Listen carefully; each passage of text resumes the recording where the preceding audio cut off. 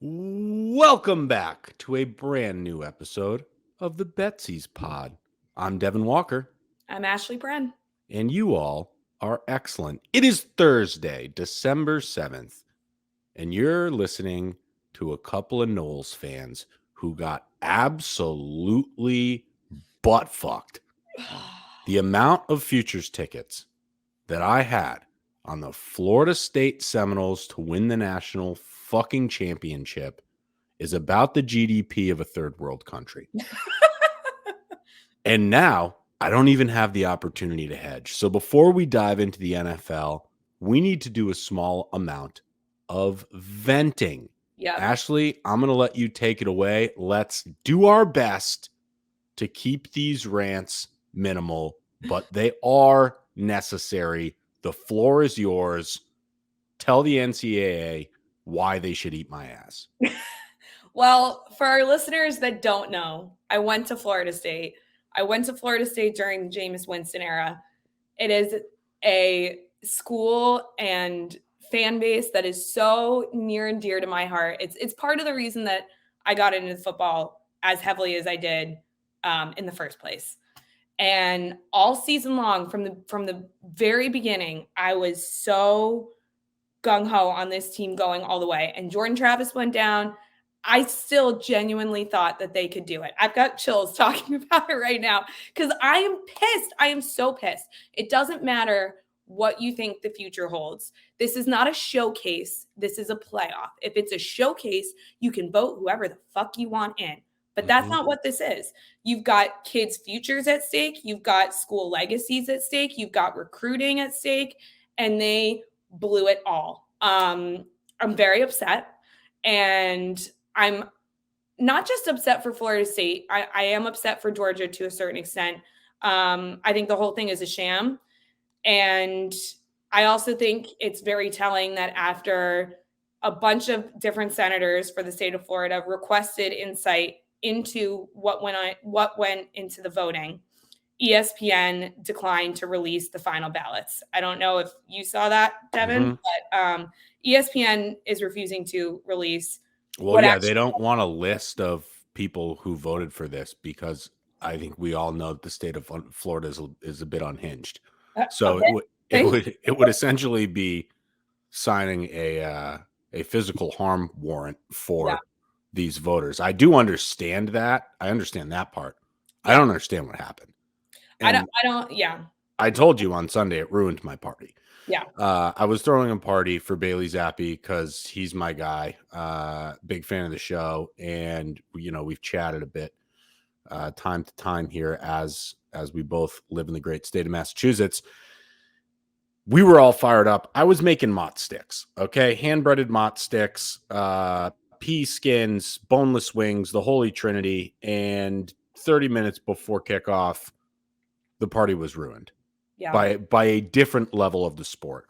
My one point here is that the college football playoff was designed for the rare case that 3 teams go undefeated. That is the point of the playoff. Yep. Is, okay, we got 3 that all deserve to get in. Let's put them in, and we'll pick one other team that's pretty fucking good, and we'll let them duke it out. Yep. That didn't happen. They completely shifted away from the reason that they started this thing in the first place. And now, of course, we've got Alabama and Texas who don't deserve to be there. No. I hope they both get absolutely clapped. I want to see a Washington-Michigan national championship. I think that will showcase the best defense in the country and the best offense in the country. And that's obviously what I'm rooting for here as a Knowles fan. But this has implications not only in college, but also in the NFL, as we've talked about, because so many Georgia and FSU players are going to be drafted in the first round, and now they're thinking about not even playing their game. Yeah. This whole entire thing is an absolute catastrophe. I hate the NCAA. I always have. I always will. And this is a cherry on top of a lifelong feud. Yep. And I just want them to know I have a lot of spare time and I got pretty heavy Twitter fingers. Okay. So I'm going to be relentless in my pursuit of justice on social media, and I'll leave it right there. Yeah, you and me both. I was not kind on Instagram this weekend. That's right. I was not kind on Instagram this weekend, but next year we're going to the 12 team playoff structure. I think that one positive that comes out of this situation is that for the first time, maybe ever, the nation is siding with Florida State for the most part. The talking heads are like, oh, I get why they did it the way that they did it, because they're benefiting from the paychecks too. So, it's a resilient school. It's a resilient team. We'll come back. But I hope they get some sort of revenge, whether it's winning it all next year, whether it's boycotting the Orange Bowl, whatever it may be. I'm pissed off. And I also have a personal vendetta against NC State now for Boo Corrigan, whatever the hell his name is. Fair enough. His parents named him Boo, but yeah, they certainly did. And you want to know what? This reeks of George Soros, the Biden crime family, and the radical left. All right. I'm just going to say it. They targeted Ron DeSanctimonious, hashtag Meatball Ron. And they took a kill shot. And I see you, Soros, and you're not tricking me. Moving on. Week 13 recap. Week 14 preview. We're getting right back into the NFL right now on the Betsies pod.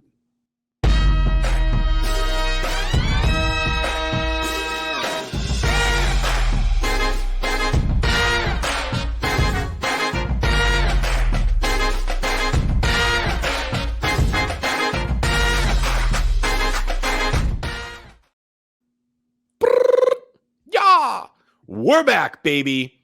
As I mentioned, we're a day late and a dollar short on recording this podcast. So we are on the brink of a Thursday night football game that is sure to light up the airways. That is right. We've got Bailey Zappi facing off against Mitchell Trubisky. You thought he was gone? You thought wrong. Trubisky's back, baby. And this one, I don't know if there's enough digits on the scoreboard. They may need to add an additional column.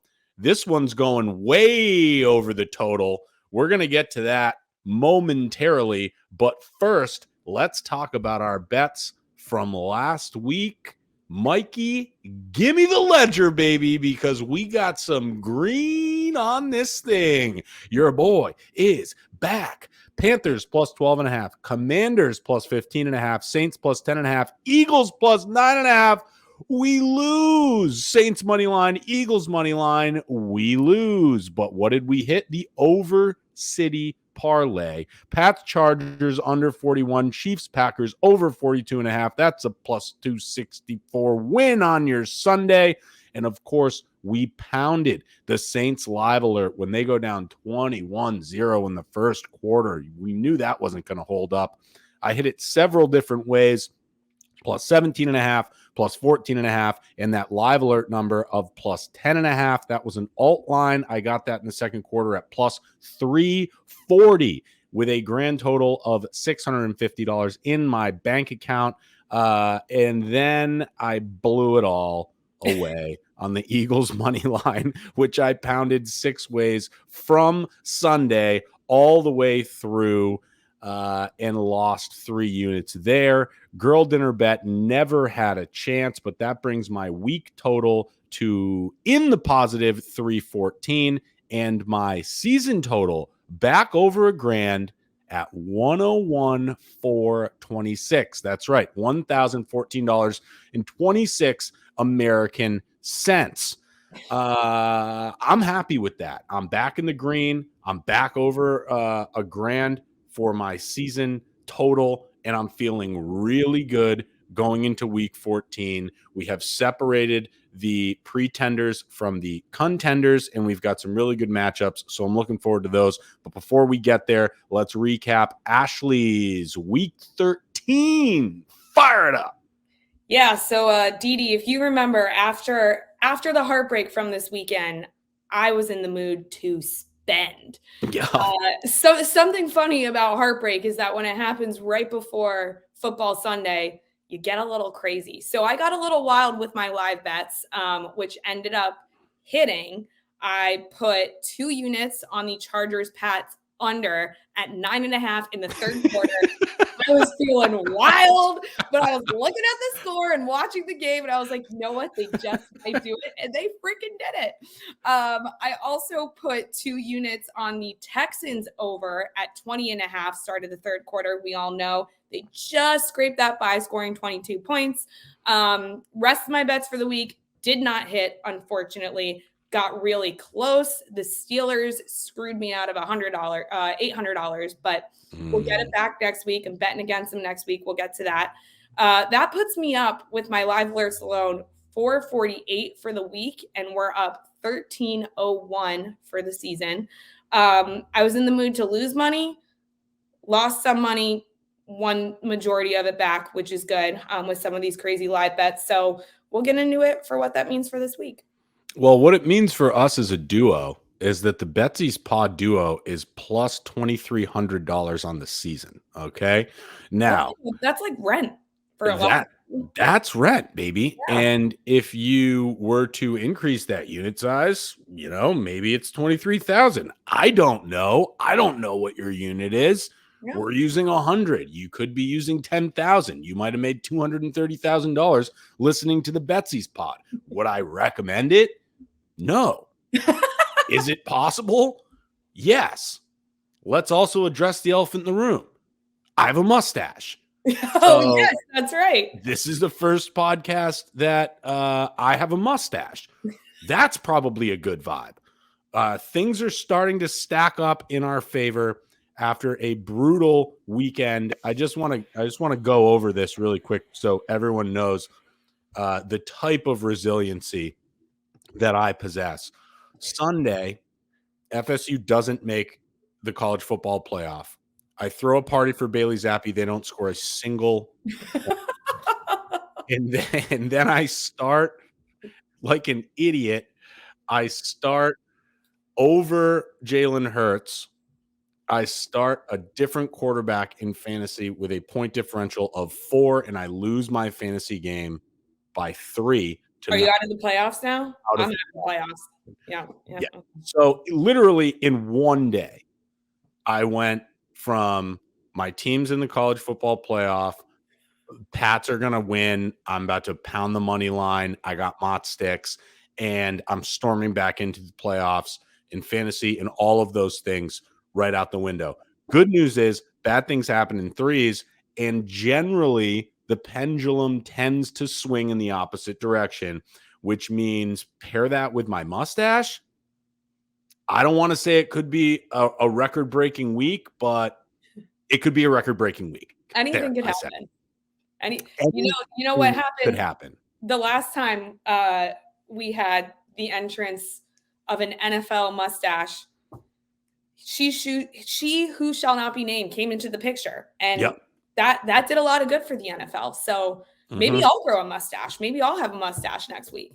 Mustaches are back in, and they are not gender specific.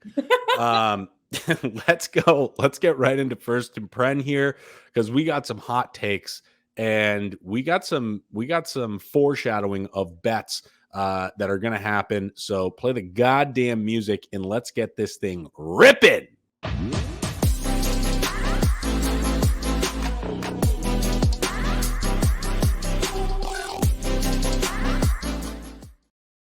It's the carry-on full of cash for me.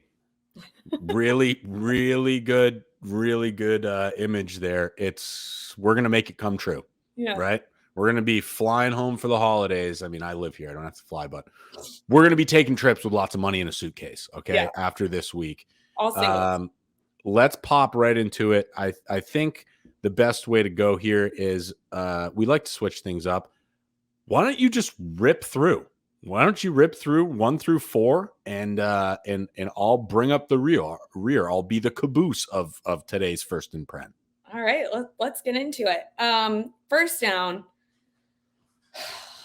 I can't believe I have to talk about this guy again. I brought it up last week, and I said that I actually think that the Jets' best chance at winning is putting Zach Wilson in the starting position. Not only does he get the starting position for a third time, you've been kicked out of your job and put back in for the third freaking time, but he's reluctant about it. He doesn't want to start. Boo fucking who, Zach Wilson. Suck it up. Do you know how many people would kill to be in your position right now? You have gained and lost that starting position so many times, and you're still getting away with it. Just do something with it. You still have one of the most loaded offenses and, to be quite honest, defenses in the league. You're obviously not going to go to the playoffs. Just have at it. Do something. Don't be such a little bitch. I do not. You can say it. Zach Wilson.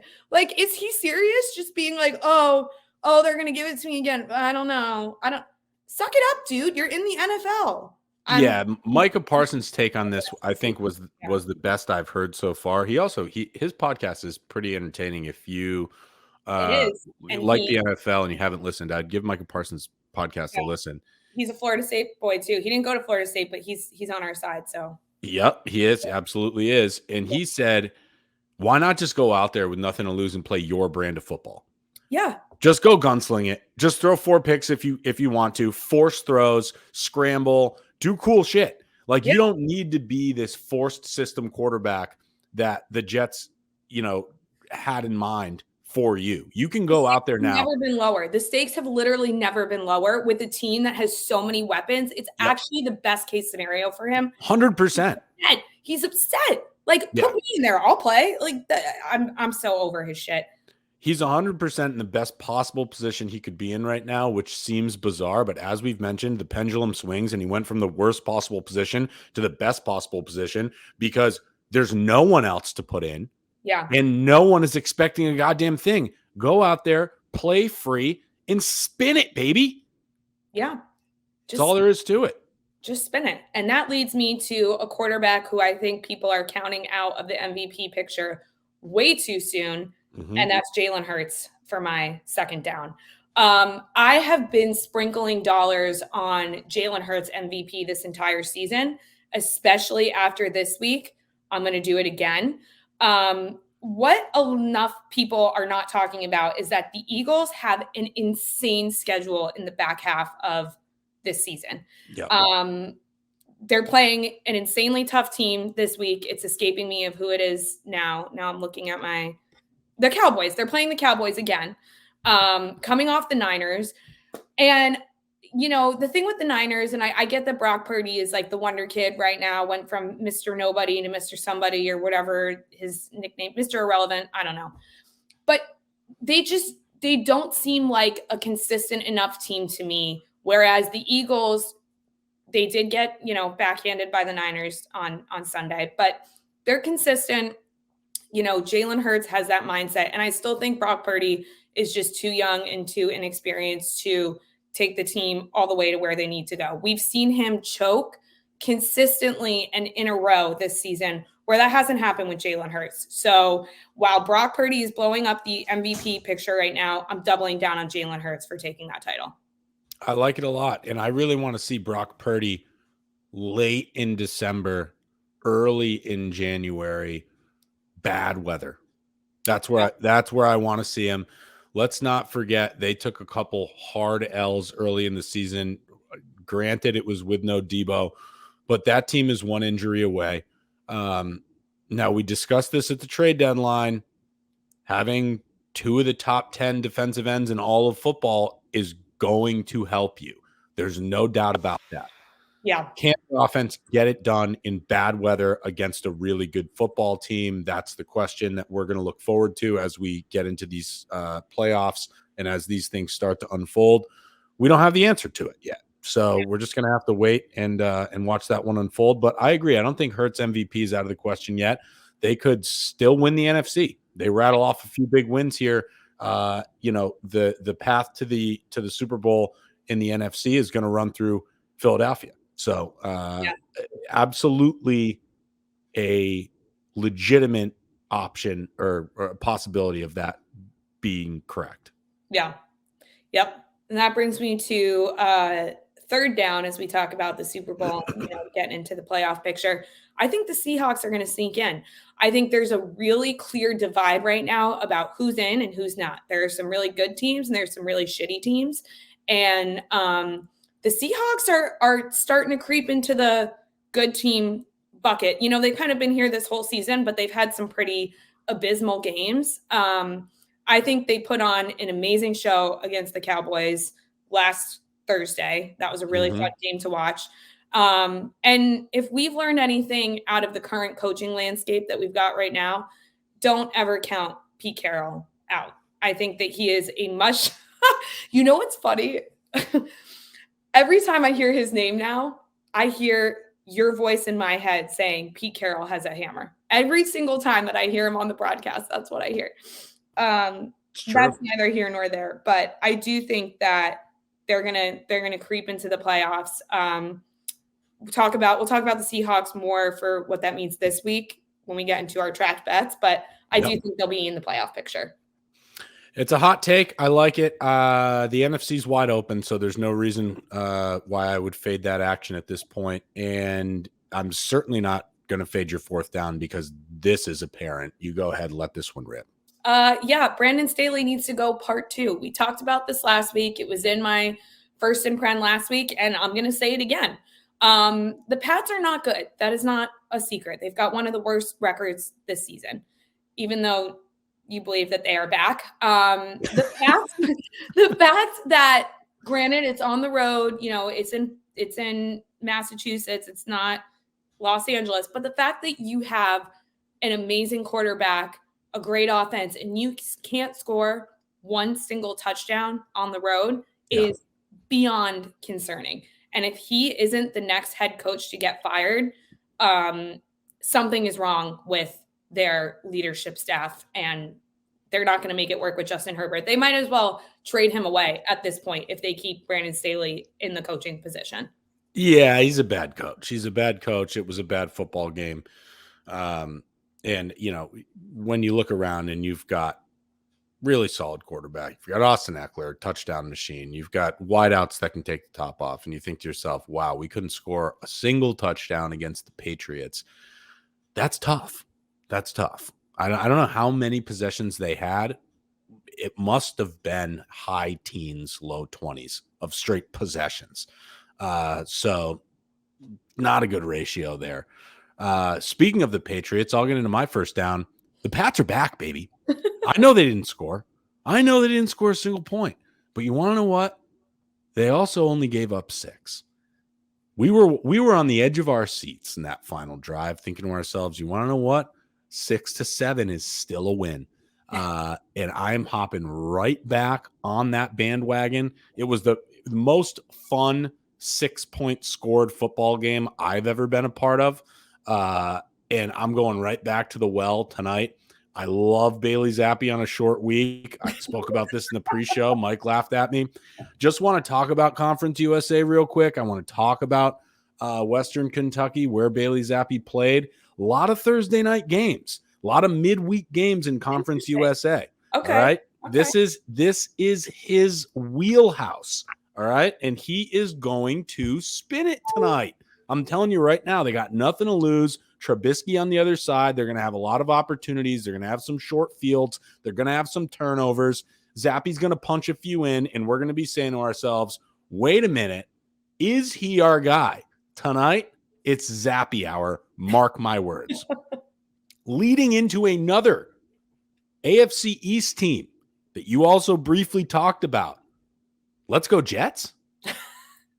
I think so. If Zach Wilson can pull his freaking diaper up and start to play, no strings attached, just slinging it, I think they'll do well. I don't hate this, but he needs to get it together. I think the Jets can win this football game, and they're going to be a really fun team to root for, because now, as a fan of not one but 2 really bad teams, Pats and the Raiders, I understand. I've always had one that was decent. Now I got none. I understand where these Jets fans are coming from, and I kind of want them to rattle a few off and just give these people, something to cheer for. Yeah. I'm rooting for the Jets. I guess that's my second down is I'm going to root for the Jets. Okay. That's all there is to it. All right. Opposite of a bad team is a good team. That's the 49ers. Anybody beating the 49ers in the NFC after this week, tough to tell. I think yes. I want to know your stance here, Pren. Can anybody beat the Niners in the NFC? If someone's going to beat the Niners, it's going to be the Eagles, in my opinion. The Cowboys, maybe, but the Cowboys, I think the Cowboys mirror the Bills in the sense that they get close. They don't get as close as the Bills, but they get close and then they blow it. Yeah. And I don't really see that changing. I do think this comes down to what we've been saying all season, which is the Niners versus the Eagles. And I think historically, if you're, rooting for the Eagles, you want them to work the kinks out against the Niners. You want them to get the loss earlier on, get the chip on their shoulders and pull out the W. I think it's the Niners' position to lose at this point, which when you're not playing from behind, I don't know. If someone's going to beat the Niners, it's going to be the Eagles. Yeah, that's kind of how I'm feeling. Or a Cinderella team, like maybe the Lions, if they can put up 35 on them. Yeah. But I still really like the Eagles in this position, and I'll tell you why. It's my theory on game film. I'm not saying at all that the Eagles lost that game intentionally, but they may be playing chess. And I have a feeling they got a few plays in their back pocket, and they're thinking to themselves, we are not going to blow our load in the regular season. Yeah. So I expect to see a much, much better offense after a full game film is analyzed and put into a game plan that Jalen Hurts gets to execute in the NFC Championship. And I believe that is where they will meet. So can anyone beat the Niners? I think so. You think so? We both think it could be the Eagles. Let's talk about something else, because Brock Purdy was at one point a backup quarterback. Yeah. And we've got a lot of them out there. And we saw a pretty decent performance from your Bengals. Haven't chatted about them yet. No, but it's a legitimate question. It's a tough question to answer. I don't know who the best backup in a starting role is. I know who but I'd like to talk about it. I know who it is. Fire away. It's Geno Smith. Geno. Geno. Still calling Geno a backup is a big flex. I don't know if Pete likes that one. I don't know if he likes it either. No, he has earned this year. He's earned, the starting title. I think last year he was interim starting. But to your point, there are a lot of backups in the league right now. There are a lot of backups that were in the league last year that are now, like Geno, in the starting position. Right. Brock being one of them. If I'm being serious, it's probably Brock Purdy if you're looking at that last year. Well, I'm looking at this year, and I'm just looking at and I don't even know if I'm willing to call Dobbs a backup quarterback, because he was starting in for the Cardinals before the trade. So like technically he's a backup, but also he's a starter. Yeah. I guess this was kind of a leading question. The answer is Bailey Zappi. And he's going to showcase exactly why that is tonight. Absolutely obliterate all of Zappi's overs.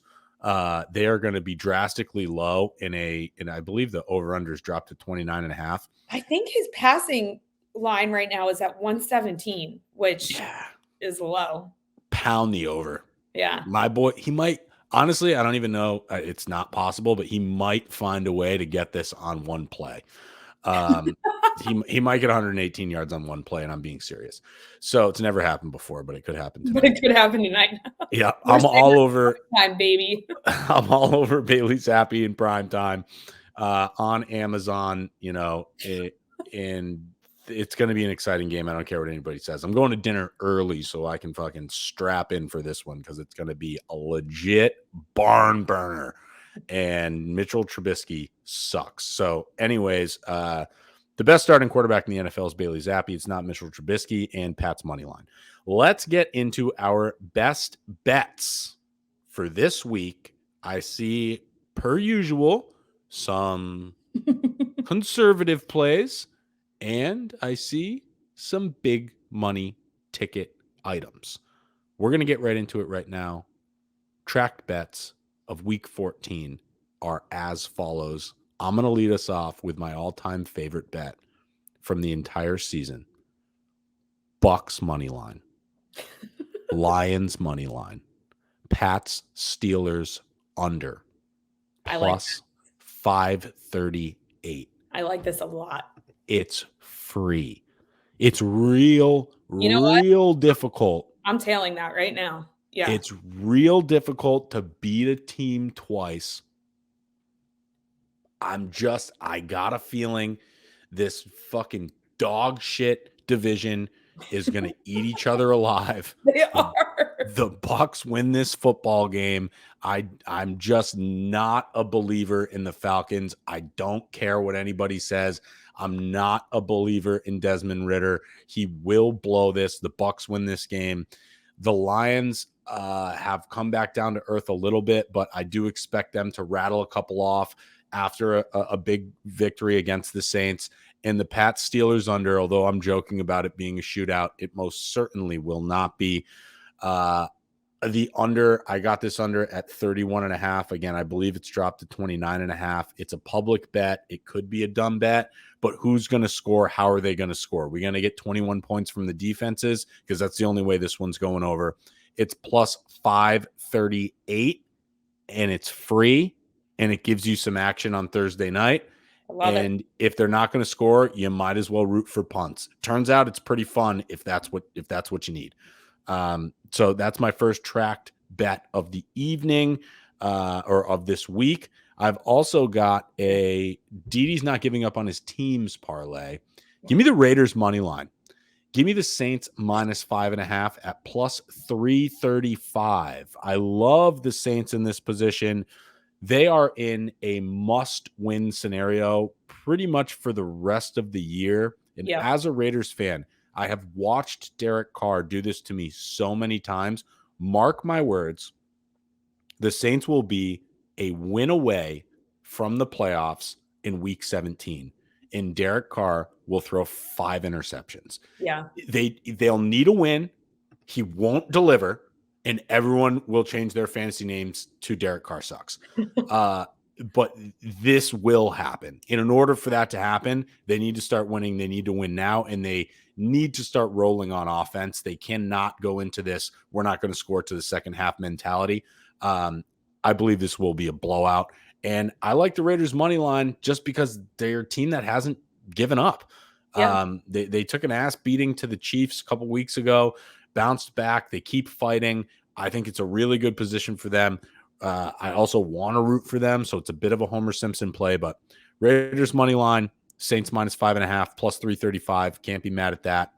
I'm rounding out my best bets with a 6.5 point teaser of Bucks, Falcons, Bills, Chiefs, Seahawks, Niners over, Steelers, Pats, Bengals, Colts under. I spared you, and I didn't put the actual totals here, but the way you'll bet this is it's a 5-team teaser with 6.5 points. You're going over in the Bucks, Falcons, Bills, Chiefs, Seahawks, Niners. You're going under in the Steelers, Pats, Bengals, Colts at plus 315. It's a seesaw. What's it going to be? It's going to be over. It's going to be under. I love these teasers. It gives me action. They rarely hit. I have a mustache.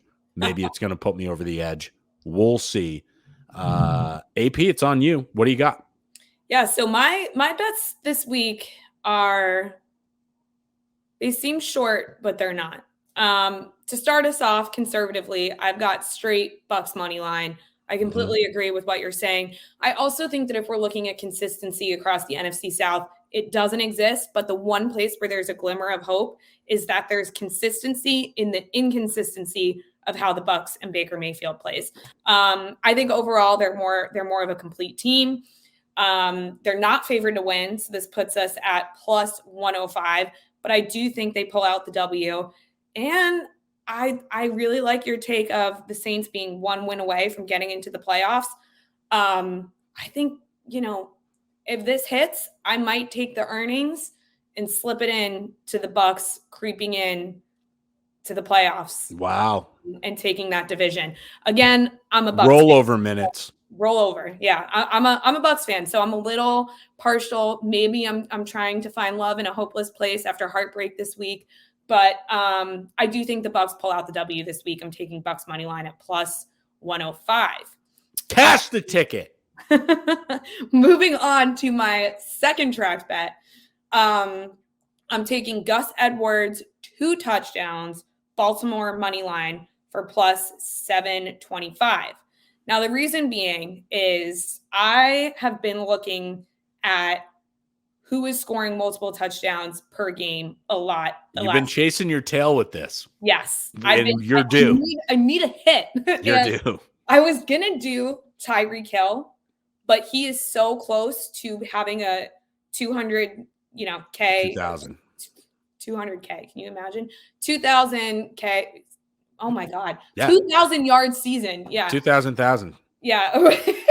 which I think he's going to be a little caged this week. And I was looking at the Dolphins, for potentially this double touchdown bet.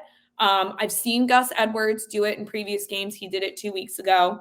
I do think the Ravens are going to pull out the W this week. They're coming off of a bye week. And with all of the swirl around the 49ers being the most powerful team in the NFL, now that they knocked the Eagles off, they're kind of muted. And I think they're looking for a W. I'm going to be honest. I don't know that this is going to hit, but I think it's a step in the right direction because these double touchdown bets are big odds if you want to. Okay, I'm going to stop you right there. I don't love the optimism here. I'm going to need you to rephrase that. We're not putting I don't think this is going to You're right. Scrub that. We're not doing that. Scratch it from the record. Break it. And tell us Gus Edwards is going to score 2 touchdowns. I need to hear it with conviction. Okay. All right. Well, I'll do this one again. No, right. Just say Gus Edwards is going to score 2 touchdowns. That's all I need. Score 2 touchdowns. That's what I'm talking about. He did do it 2 weeks ago. And a lot of twos there. I think the Ravens are the team with the highest odds to have a double scorer. Next week, I'm going to look to the Niners to do this, but one of these double touchdown bets is going to hit before the end of the regular season. Mark my words. Gus the boss for 2 DBs. The Gus boss. The Gus boss. That's right, baby. Moving on for my third track bet. Nice, Mikey. Yeah, loved that. We got Sky Moore, anytime touchdown, Kansas City money line. Kansas City needs a win after last week, obviously. This is plus 825. Wow. Giving no respect to Sky Moore. Right? And Patrick Mahomes, his offense this season has been not consistent with what it looks like in the past years. And Sky Moore is, a strong weapon of his. I do think that this is going to hit. I personally think these are very good odds for. I thought you were flicking me off for a second. No, just moving the mic. I think these are really good odds for what the bet is. The Chiefs are definitely going to pull out the win against the Bills.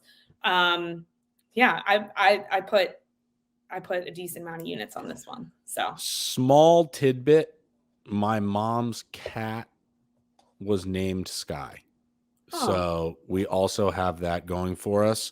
And before that cat moved on into the sky, she got a Christmas ornament made of his paw print. So we've got all of that working with us in the Sky Moore bet. Okay. Shout out Sky Benson Walker. We've still got your ornament. Mean cat. Really, really pretty. Was mean. Do want to put that out there. Not a nice cat. We're going to get back to football. We're not going to talk about cats anymore unless you count a lion as a cat because we're getting right into these live alerts and we're doing it right now. Play the goddamn siren.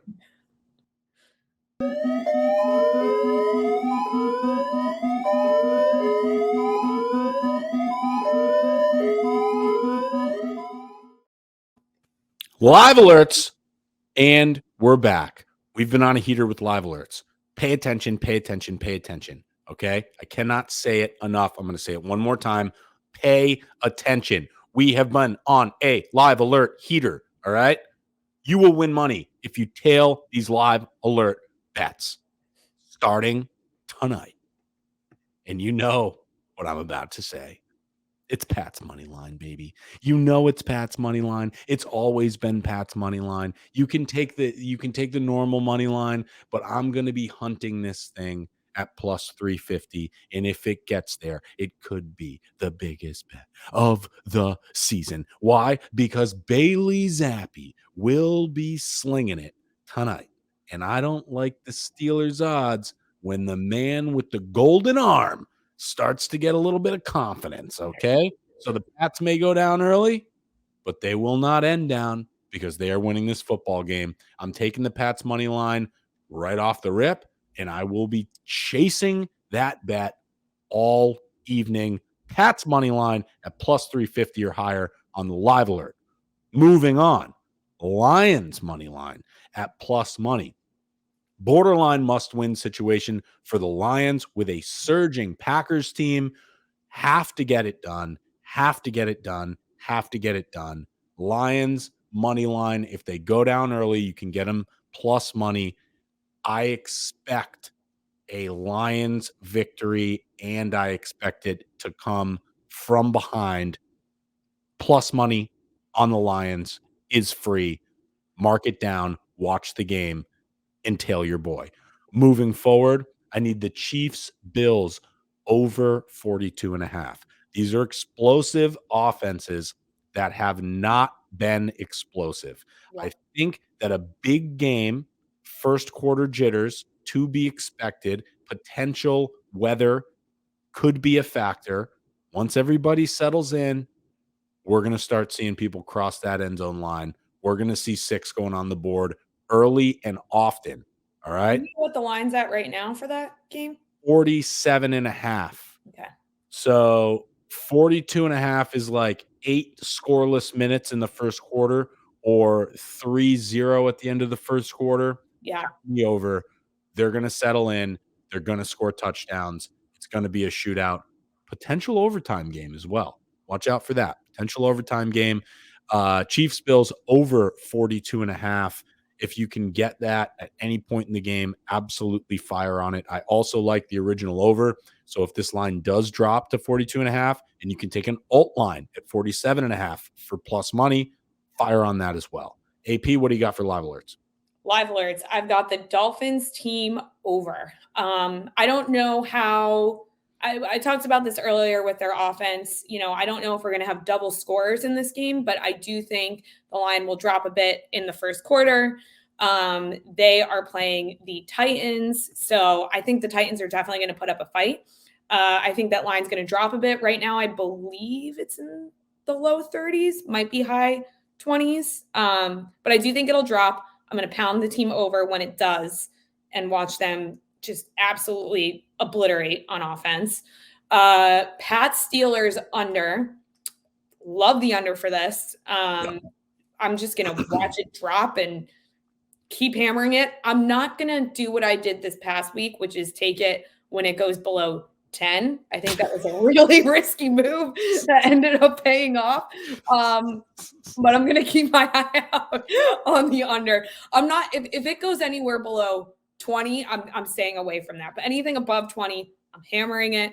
And then I'm looking at a couple of live lines once they go to plus money. Jets, Raiders. I think these are going to be 2 really interesting games.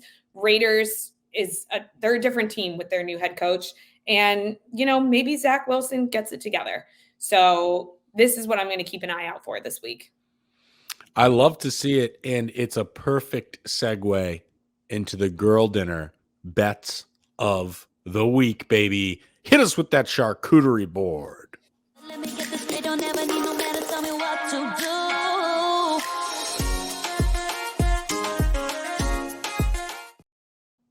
Gets me every time. Gets me every time. Real fired up about it. Let's talk about the Jets. All right. Let's talk about the Pats. Let's talk about the Bills. Let's talk about the Dolphins. Let's talk about a clean sweep for the AFC East.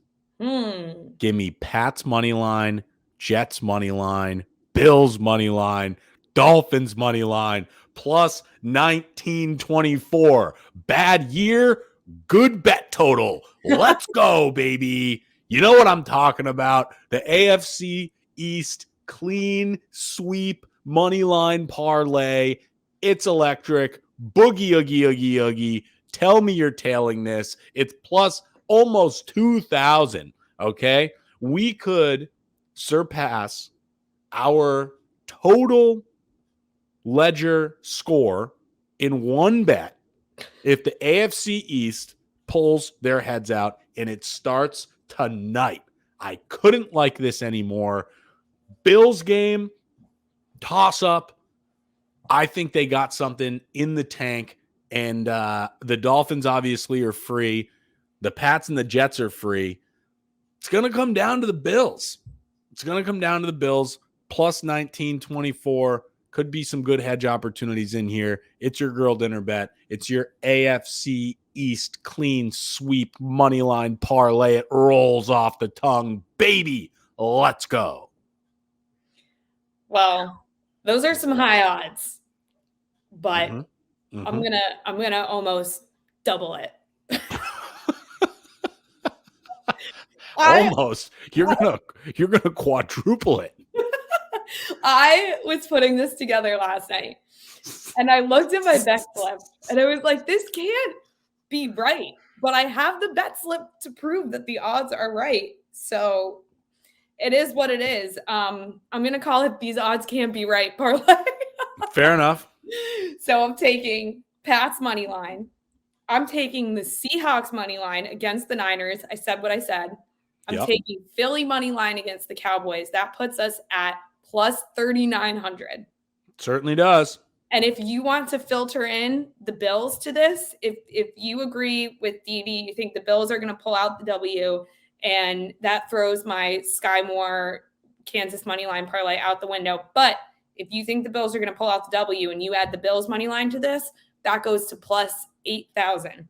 So plus 8,000 is electric, just for the record. It's very well. That's what I originally had, and then I was like, I don't know if the plus 8,000 hits, I'm gonna be kicking myself that I just didn't lead with that out the gate. But so I've got an update on your odds here. Currently, if you go Seahawks, Patriots, Eagles, you're looking at plus 4,520. I just don't get how I love it. How that is. So you were correct. These odds weren't right. They're even higher. They're even higher. When you put the Bills in there. Let's see what happens when you put the Bills in there, because we could eclipse 10,000. When you put the Bills in this parlay to beat the lowly Chiefs, you move to 9,510. Stranger things have happened. Stranger things have happened, everybody. And listen, the majority of these teams are the underdogs by a significant amount. If by majority you mean every single one of them, then you would be correct. Is Philly? Yeah, Philly's not favored. That's right. Plus 150. So it's a triple dog dare you parlay. I don't know. I feel good about it. I really couldn't tell you why, because everything points to it's not happening, but I feel really good about this bet. Hey, I'm going to tell you right now, when the Pats win tonight, you're going to get some decent cash out options, if nothing else. Yeah. Right. And at that point, you fucking ride the hot hand. Yeah. So I'm going to tell you why I like this bet. Right. I think Bailey Zappi leads the Pats to a victory tonight. Yep. I think Philly beats Dallas. Yeah. I don't think Philly's the kind of team that's going to lay down in back-to-back losses. I think they're the better football team. I think they're the better coached football team. Agreed. I think they show up and they beat Dallas in their own house. Yep. Simple as that. Whether or not a factor in the dome, let these boys get loose. I think Philly wins that game. And then it comes down to Seattle and the Niners. Niners coming off an emotional victory in Philly, combating their playoff dismissal from last season. Talked a lot of shit. Big week. Opportune time to lose focus. And I haven't checked this yet, but if we were to check the public betting percentages, I guarantee you 75% or more of the money is on the Niners. Yeah. One thing we forgot to touch on this show was that last week I did predict 2 fade the public scenarios, one of which being the Panthers, who increase the percentage of interim head coaches covering in their first game. They covered. They didn't win the game. They could have won the game, but they covered. And that ties into this whole situation because we're going to fade the public again with the Seahawks. Yeah. It's simple as that. Pats win. Philly wins. Who knows? Who knows? And now what I'm trying to look up now, because the line is 10.5. So even if you take the Seahawks to keep it within 10.5, let's see. To lose by 10 or less, it's going to drop it significantly, but it's still probably plus 2,000. It's plus 1,400, which isn't bad. That's fine. Yeah. That's fine. That to me is what I initially thought last night was a loophole. And I didn't think it was right. And then I placed the bet and I was like, damn, this is right. I don't know why, but I like this bet. You can also do a 4-team teaser of Pats, Seahawks, Eagles, and Bills. It'll be plus 300. And you can take all these underdogs and tease them up 7 points. Yep. There's nothing wrong with that. Yeah. Everybody loves a teaser. Am I right or am I right? Didi loves the teaser. We know that much. The big tease, baby. Tonight is going to be absolutely electric. I'm looking forward to it. It's been an outstanding show. It started low, but we climbed this thing up to the peak pretty damn quick. We kept it under an hour for you guys. And let's be realistic. It's an entertaining goddamn show. Come on. Are you sure about that? Yeah, I'm sure about that. And I'm also sure that I'm Devin Walker. And I'm Ashley Bren. And you all are outstanding. Thanks for listening to the Betsies pod. Let us know if you're tailing these bets, and we will see you next week. Go Pats.